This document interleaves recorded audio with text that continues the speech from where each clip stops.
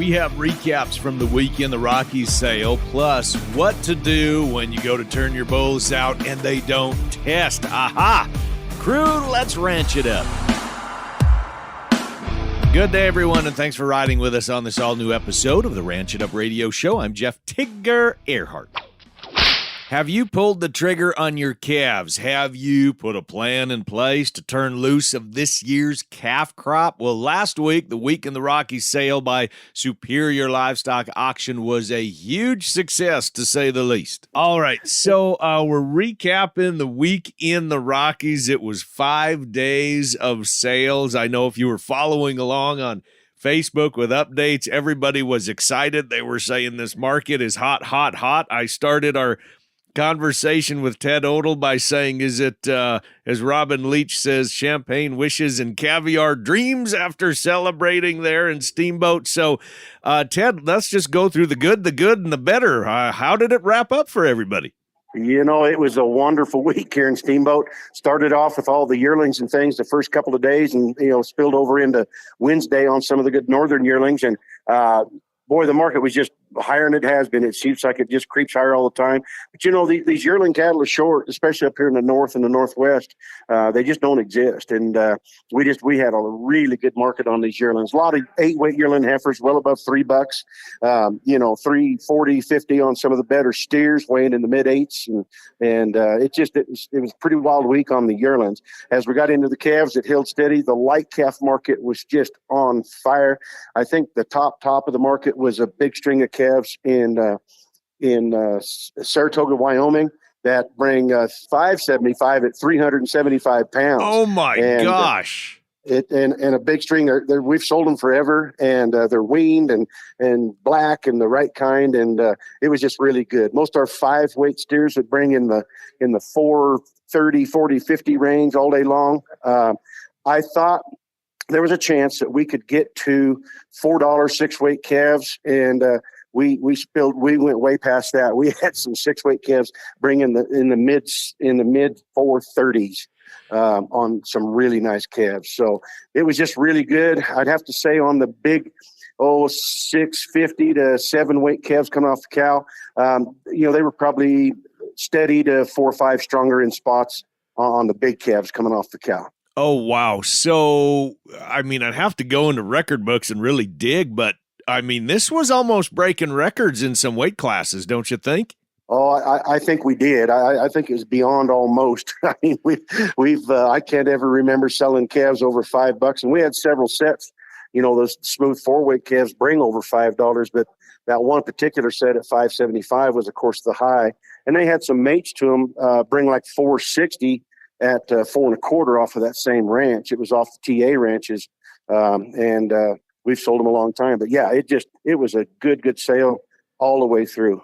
So bred stock, do you know off the top of your head what they sold for?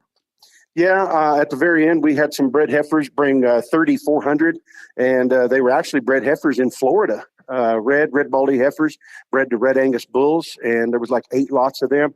I think the first 2 lots brought like 34 1/4, and they kind of divided up. I think the lowest they brought was 33.75 on the last 2 lots. But and that's kind of all we had for bred heifers. We even had 2 loads of weigh cows bring $1.35 Holstein weigh cows out of the Panhandle of Texas. I saw those. I watched those at the end, and that buyer, he bought both loads. He just said, "I'll take them both." Yeah, and I figured they would. Those weigh cows, they all kind of fit a mold, if you will, and they were just alike. So just the only difference was they were coming a week apart on the delivery. We're getting geared up for the Video Royale as the next sale that's taking place at the end of July into August. Going to take place at Winnemucca, Nevada, and then, of course, followed by the Bighorn Classic, which is in Sheridan. And I'm just going to echo what you said a couple weeks ago when we talked that, these markets aren't going to go any higher. They are what they are. Pull the trigger on these things, boys. Get them down the road. Turn that investment and that beef into cash. Put it in your pocket. Pay down debt. There you go. That's our financial advice for everyone. That's exactly right. That is our financial advice. And we, just looking at the sale this week, we call a lot of these calves higher, but, in all essence and seriousness, we didn't have a lot of these 4.5 and 5-weight calves on our sale in Sioux City. This is kind of the first test of that, and especially calves out of Nebraska and that part of the world where they always bring a premium because the quality is just second to none. So in my opinion, it was kind of the first test of these really good light calves that can get turned out on wheat or grass or whatever a man needs to do with them. It was one of the better sales I can remember. Everybody's happy. We sold, I don't know the exact number, don't hold me to this, but I think we sold close to 99%. We had very few no sales for 313,000 head. The sales percentage was probably the best we've ever had. Ted Odle with Superior Livestock Auction. Thanks for the recap. Sale results are posted on ranchchannel.com, and they are sorted by region. And you can always head to superiorlivestock.com for more specific information if you want to go and research a specific lot. Now, the Video Royale sale is coming up Monday, July 28th through August 1st. And now let's talk deadlines for the Bighorn Classic from Superior Livestock Auction. That deadline for the catalog is coming up August 1st, and videos are due in the office by August 8th to get your cattle consigned to the Bighorn Classic. And on Monday, the 2025 Summertime Classic from Northern Livestock Video is happening in Billings, Montana. Also, top dollar Angus verified feeder cattle. When and where are they selling? Head to ranchchannel.com and click on the top dollar Angus listing page. We have those details. Now, all right, before we head to break, an update on New World screwworm. We've been covering this from the very beginning, and those who have thought that this is not a big deal, pay attention to the latest move from the USDA. Just 2 days after the southern ports were beginning to reopen for the importation of cattle, bison, and equine from Mexico, a newly reported case of New World screwworm just 370 miles south of the U.S.-Mexico border has prompted their closure effective immediately. That was last week that the USDA said in a news release. Now, last week, USDA said Mexico's National Service of Agroalimentary Health and Safety Quality reported a new case of New World screwworm approximately 160 miles northward of the current sterile fly dispersal grid. The new case has been detected about 2 months after northern detections were reported less than 700 miles away from the U.S. border, which triggered the closure of U.S. ports to Mexican livestock on May 11th.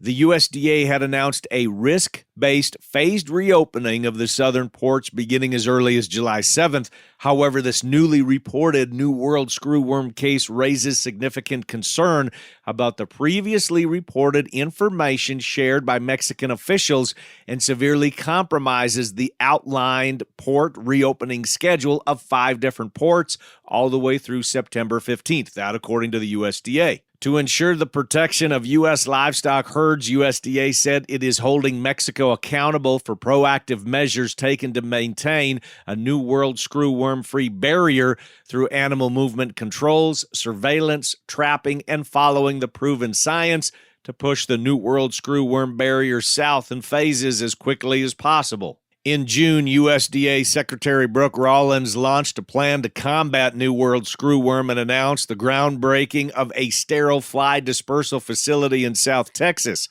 At the same time, USDA started moving forward with a design for a domestic sterile fly production facility.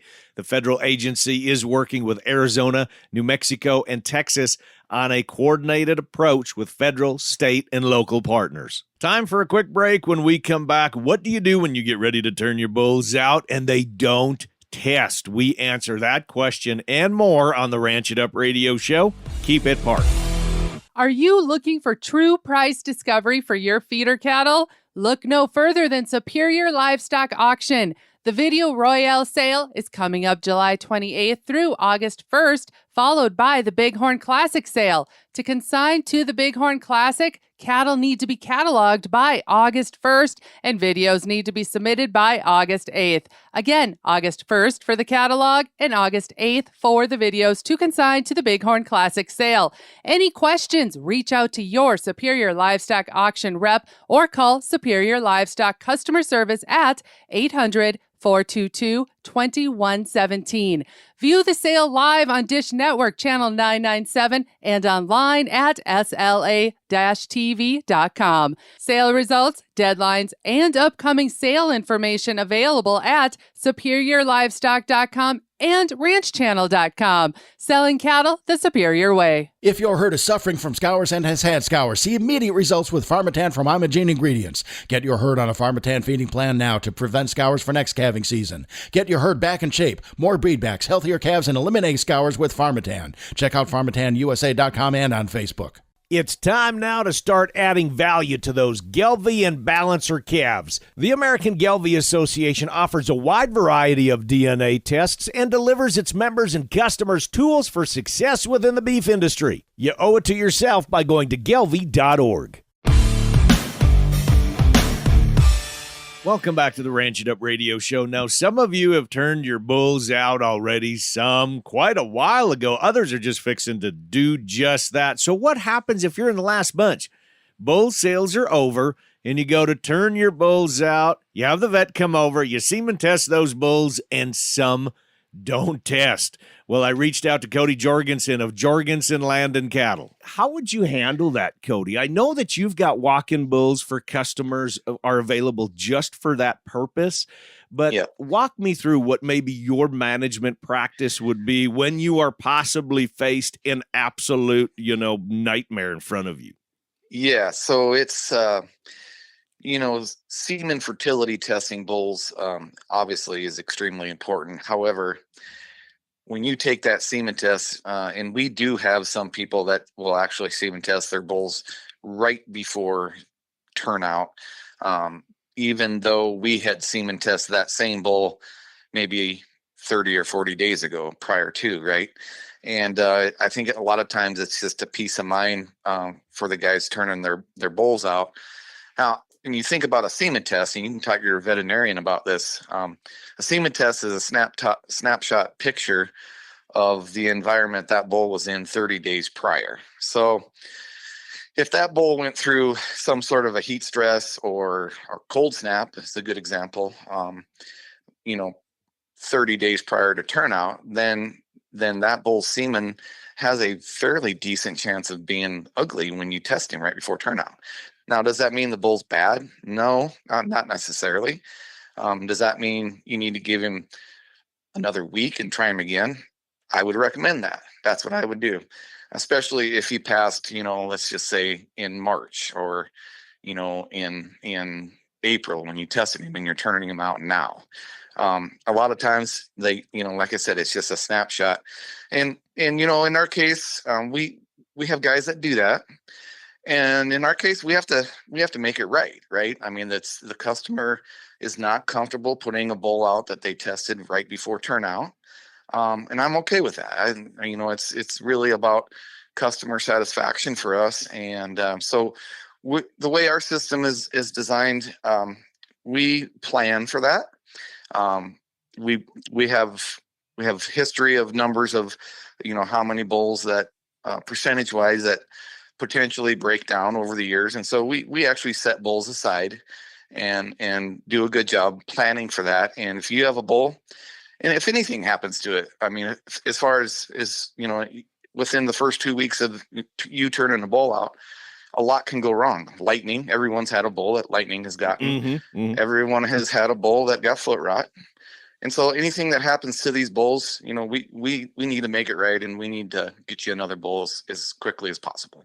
And I would imagine probably in your situation, it's happened before where let's just be honest about this, where maybe you've got some neighbors and friends that for some reason they didn't come to your place and buy bulls. And that's okay. I mean, that happens to everybody everywhere. And something happens where one of their other bulls went bad for whatever reason, or lightning strikes, like you said. And I don't know why lightning finds those bulls. It just does. I mean, that's the ones that lightning finds all the time.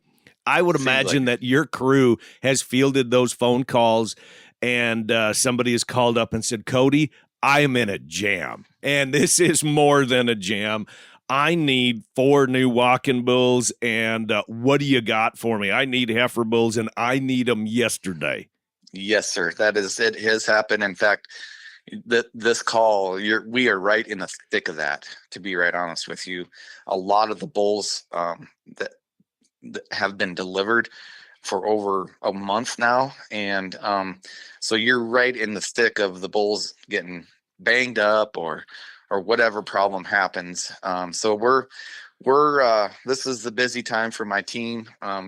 They do their darndest to make sure there's replacements there.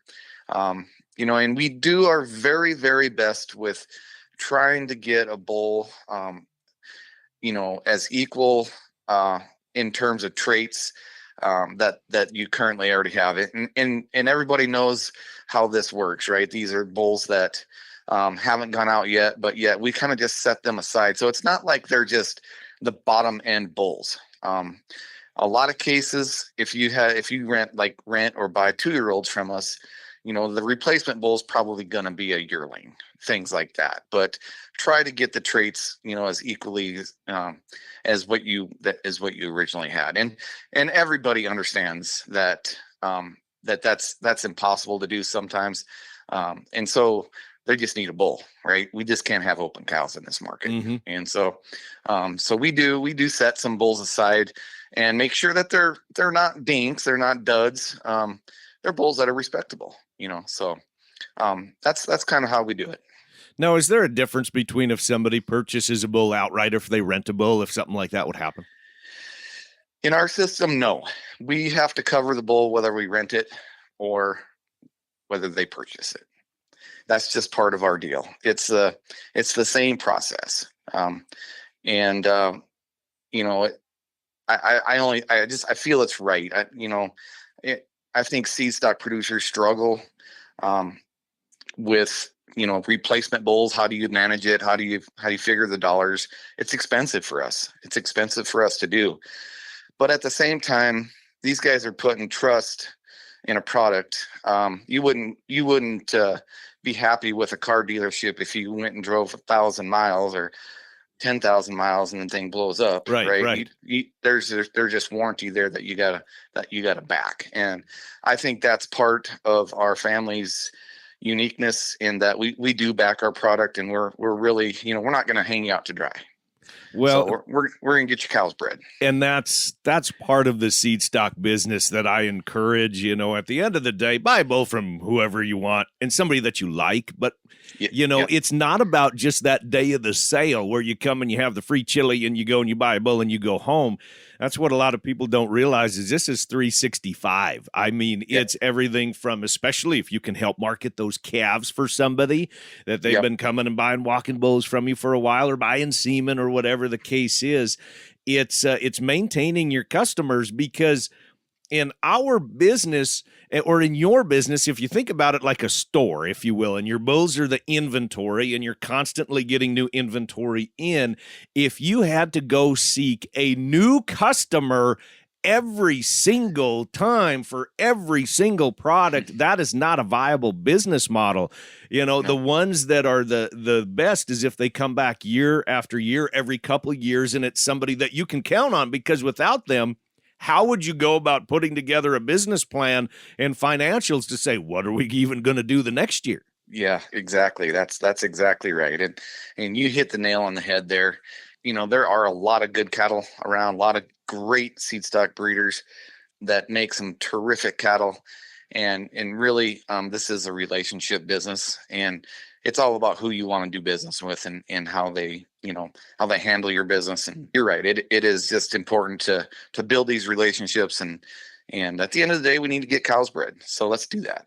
Cody Jorgensen, Jorgensen Land and Cattle. Thank you, sir. To learn more about the JLC program, head to ranchchannel.com or jorgensenfarms.com. When we come back, we've got the numbers for y'all. You're listening to the Ranch It Up Radio Show. LivestockMarket.com. We hear from the crew at LivestockMarket.com every week. Bulls, cows, bred heifers, open to replacement heifers, cow-calf pairs, feeders and stockers, horses, pigs, goats, sheep, show stock, hay and straw, and even alpacas. All listed on LivestockMarket.com. RanchChannel.com. Bull sales, Western events, product information right at your fingertips on the ultimate cowboy-friendly platform. Want to follow up-to-date markets? RanchChannel.com. No need to dig for information on all these different websites. It's all right there on RanchChannel.com. The best way to raise beef on pasture, on crop residue, or in a dry lot, it's Westway feed products. Westway liquid supplements support increased forage utilization, efficiency, convenience, and sustainability. Find your nearest rep by calling 800-800-7517 or head to westwayfeed.com on Facebook, Instagram, LinkedIn, and TikTok.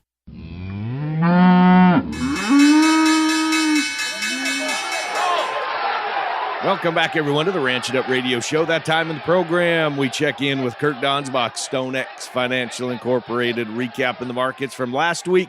So, Kirk, numbers-wise, what do you got for us today, my friend? Oh, my goodness, Tigger. What a week in the cattle market. Right? Everything just was rocketing higher. Right? Rocketing higher. Yeah. What a day to have a video sale. To the numbers, as of Friday, July 11th, August feeders closed the week at 325.77.5. That's up 16 and 7.5 cents on the week. The CME feeder index was up 11.54 at 323.37. That left the basis or the difference at a negative $2.40.5. Our listeners out there will note that the basis has swung from a positive basis to a negative basis. August live cattle closed the week at 222.37.5. That's up 8.35 on the week, with cash trading 228 to 230 in the south and 238 to 241 in the north.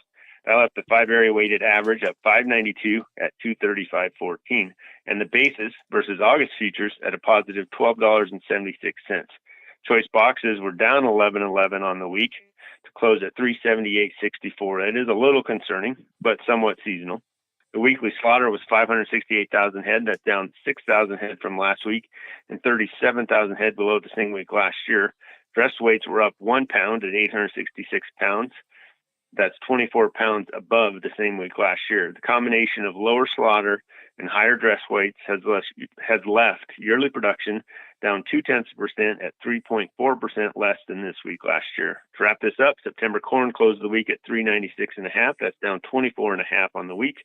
Also not hurting the video sales that week. The week did start with a gap and go selling pressure that pushed the market lower all week to close at new life of contract lows for corn. So you mentioned the video sale a couple times. Of course, we recapped the weekend, the Rockies for you, and you had a couple lots on there, Kirk. We tried to help you promote those cattle a lit'll bit. So how'd you make out? How'd you do? Oh, I'm so tickled, Tigger. I'm very, very happy with the sale. Of course, how could you not be happy with prices like that, right? But I was very happy with the sale. I would like to say thank you to all the people that bid on not only my cattle, but all the cattle out there. The commercial cow guys sure appreciate you. Hey, all, Mark Van Zee with equinemarket.com. Coming up this Wednesday, July 23rd, we have our monthly horse and hay online auction. Bidding opens at just $100. No reserves. All horses will sell. Featured lots include Hawkeye, an AQHA Buckskin Geldon, 2018 15.2 hands high, comes from top quality lineage, including several world champion halter horses, and has a half-brother world champion roping horse. Easygoing, healthy, powerful, and quick to learn, used as a trail horse and all-around ranch horse from Champion Farms in McLeod, Oklahoma. Sassy, Foxy is Cut, an AQHA Red Dun mare, 2017, 15 hands high, rides good and quiet. She has an amazing, sweet personality. She's an all-around horse from Watts Horses in Spurger, Texas. A Black Morgan colt, 14 hands high, 1 year old, black body with a back left white sock. Great horse, halter broke, super tall and slightly leggy from Oliver Stables in Linden, Tennessee. For featured hay lots, we have 50 large square wheat straw bales, 3x4x8, came from a John Deere rotary combine from Cassionia Farms in Langdon, North Dakota, and 80 small square grass bales, selling on 2 40-bale lots. It's poly twine, put up dry, no rain from Cobb's Auctions in David City, Nebraska. Bidding opens at just $100, and it's currently live, but all horses will sell the morning of Wednesday, July 23rd at 10 a.m. Central Time. Do you got a horse to sell? Regular online horse auctions, fourth Wednesday of every month, with hay sales every Wednesday on livestockmarket.com and auctiontime.com. Is returning back to the family operation truly the right decision for your own family? Hey, I'm Shay Wanner, and I host the Casual Cattle Conversations podcast. I sat down with Dave Specht, and he brings up some great questions that all of us can ask ourselves as ranchers to figure out what the best decision is for our own families. Here's a taste of our conversation. And so, for those that are married, I think really spending a lot of time with the spouse and figuring out what is it that we really want. Is it the community that we're after? Is it the fact that we want to live close to grandma and grandpa? Or is it truly that we want to farm the same dirt? Again, we don't usually slow down long enough to think about those things. But I think there's the other thing is, what financial expectations do we have for our little family? You got to be curious, though. You have to ask yourself some of the tough questions. Listen to the full story by searching for Casual Cattle Conversations on your favorite podcast player. Happy ranching, folks. And now that's going to wrap it up for today. A big thanks goes out to our crew, starting out with Ted Odle with Superior Livestock Auction, Cody Jorgensen with Jorgensen Land and Cattle, Kirk Donsbach, StoneX Financial Incorporated, Mark Vanzi with equinemarket.com, Shay Wanner with Casual Cattle Conversations, and the boss lady, Rebecca Wanner, AKA BEC. A big thank you goes out to our partners, ranchchannel.com, Top Dollar Angus, and remember, we have feeder cattle for sale that are top dollar certified, listed on ranchchannel.com, as well as sale reports from Superior Livestock Auction, Wolf Cattle, Jorgensen Land and Cattle, Transova Genetics, Axiota Animal Health, bringing us Multimin and Lactopro, the American Gelbvieh Association, Imogene Ingredients, Pharmatan, Westway Feed Products, Medora Boot and Western Wear, Allied Genetic Resources and Allied Feeding Partners, LivestockMarket.com, EquineMarket.com, AuctionTime.com, the Tri-State Livestock News, RFD TV, Wrangler, and this fine radio station. And crew, so glad y'all came with us one more time as we ranch it up. Be sure to follow and like us on Facebook at Ranch It Up Show. Our email is ranchitupshow@gmail.com, and you can call and text 24/7. That phone number is 707-RANCH-20, 707-726-2420. Spread the good word and join us again next week, where it's always Tigger and Beck approved. Stay ranchy and ranch it up.